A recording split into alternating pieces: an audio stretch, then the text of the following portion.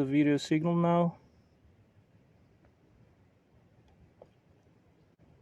And it says now the device has disconnected.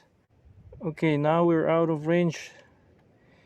And this didn't happen last time. Will this drone come back? Now I'm not sure if it should come back on its own. Let's wait. That's why the last time I was surprised that the drone worked so well, because these models, they are cheap, they don't work well usually, and you don't really risk going too far away with it. But we had GPS signal. Let's see what happens.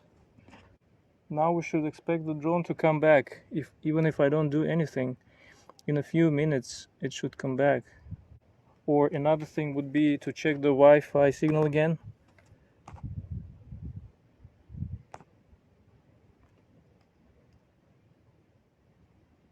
Okay, we have this signal, so we need to connect it again.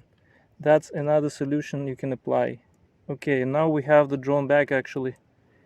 So the drone is back. That's one of the solutions that I mentioned in the past, that if you lose the drone, try to connect it to Wi-Fi. I have some rocks here, maybe that's why. Let me put it higher so that we get the signal. And let's fly further.